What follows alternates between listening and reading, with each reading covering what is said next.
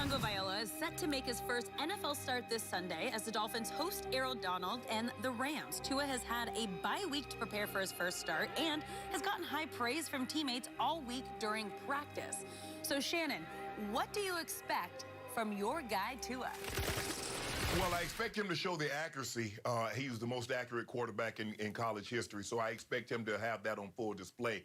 Now, he doesn't have an easy matchup because on the front end, he has Aaron Donald, who's the best defensive player, one of the top 5 players in all of football. And then on the back end, you have Jalen Ramsey, who's playing unbelievable football right now at the cornerback position. So he has his work cut out for him. But if I'm Tua, Skip, the biggest thing for me is to get out of this game healthy, because we haven't seen a guy have this kind of injury. It was just, if I'm not mistaken, Skip, it might have been a year ago, maybe a little less than a year ago, that he suffered this catastrophic injury. And here he is already back starting in an NFL game.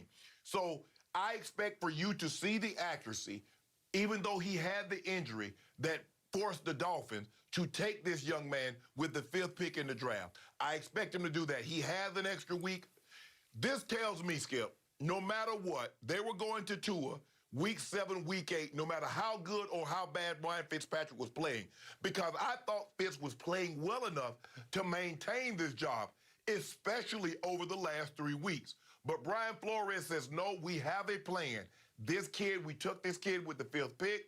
He's our future, and maybe not this year. Maybe we don't win the division because we inserted him.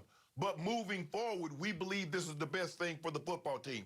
So I expect the accuracy that I saw at Alabama throughout his college career to be on full display. And so if he can come out this game healthy, you'll see, Skip, you'll leave this game says, okay, I know why they drafted him with the 5th pick.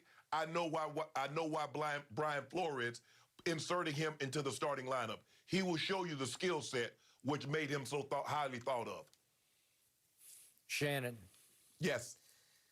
Your man Tua is in a tough spot this Sunday. He is. I do not envy this spot he finds himself thrown into, because the young man taken 1 pick later, named Justin Herbert, has been shockingly sensational so far. He has. I didn't see it coming. You didn't see it coming. Nope. A lot of people didn't see it coming. Justin Herbert is averaging 308 passing yards a game. That's 3rd best in the league. He's 12 touchdowns to only 3 interceptions. And he's played biggest against the best, because against Brady, they leaped out to a 24-7 lead at Tampa, and he had a QBR of 88 and made 2 big throws for touchdowns of 53 and 72 yards. And then against Mahomes, he had a 78 QBR, not bad. Took them to the wire. And then against Breeze, he had a 72 QBR. So against the best of the best, he was He played his best. Pretty best, yeah. Mm-hmm. And that just heaps pressure on Tua, as did, ironically and shockingly, Fitzmagic, because Ryan Fitzpatrick just won 3 of his last 4 starts. And 2 of them were off-the-chart starts. Against Jacksonville, he had a QBR of 97, scale of 0 to 100. And then at San Francisco, a big shocking win for the Dolphins, he had a QBR of 99. And then they beat the Jets, no big deal, but they beat them 24-0. And Ryan Fitzpatrick threw 3 more touchdown passes. And we got to see Tua a glimpse in mop-up duty, and that was it. Bye week, thrust into the starting lineup against, as you pointed out, the Rams. Tied for 3rd in sacks in the league. Could be better than that, because they come after you like the Eagles do, like the Steelers do. Mm-hmm. And it's not just Aaron Donald, because, man, it's Leonard Floyd, and it's Michael Brockers, and it's Greg Gaines. They come from everywhere. Mm-hmm. They're tall and long and rangy coming off the edge. And you point out Jalen Ramsey's playing some of his best football. Man, that's a tall order and a tough spot for Tua to step into, with some injury question marks still, to use a Halloween term, haunting him.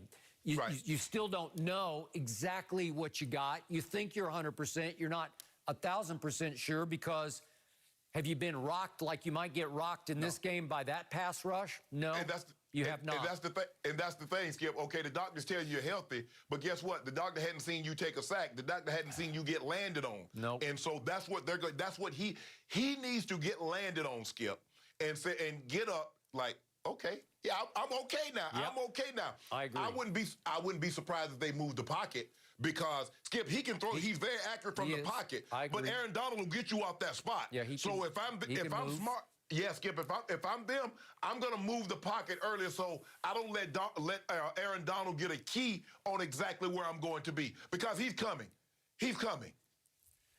And I told you before the draft, my biggest issue with Tua, God bless him, I'm knocking on wood for him, is that reportedly he had 5 different surgeries while at Alabama. Mm-hmm. And only the last one was what you'd call career-threatening because it was the hip. But still, 5, what is Shannon Sharp, the Hall of Famer, what has he always taught me? Hurt in college, hurt in the pros, right? Yep. Okay, so you got that going against you. And then there were 3 games in his career where it just gave me a little cause to pause, where I just sat back and said, I don't know. First one was that 2018 season SEC championship game against Georgia. He just unraveled. Maybe it was because he was hurt. Maybe his knee was bothering him. But he went 10 for 25.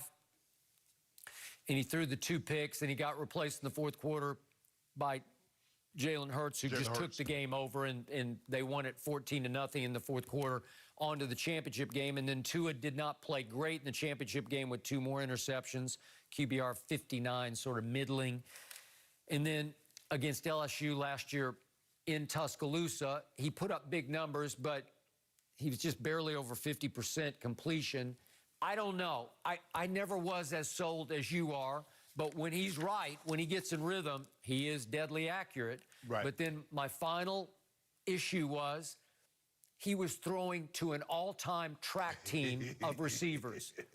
I know Clemson's had some receiver classes, but when you had 2 go in the first round this year, and 2 are definitely going to go in the first round next year. And the running back you were flipping it to is going to be a first-round pick this coming draft. My goodness. I mean, doesn't that, and obviously the offensive line's just an NFL pipeline. Doesn't that make you look a little better than maybe you might be? That would scare me. Well, it definitely helps, and I think the thing is, Skip, is so he's used to throwing the talent, and I think that's what really helped Joe Burrow, is that when you look at it, Skip, you look at what he was throwing to, Clyde Edwards-Helaire, those 2 receivers, Jordan Jefferson, Jamar Chase. They're very good.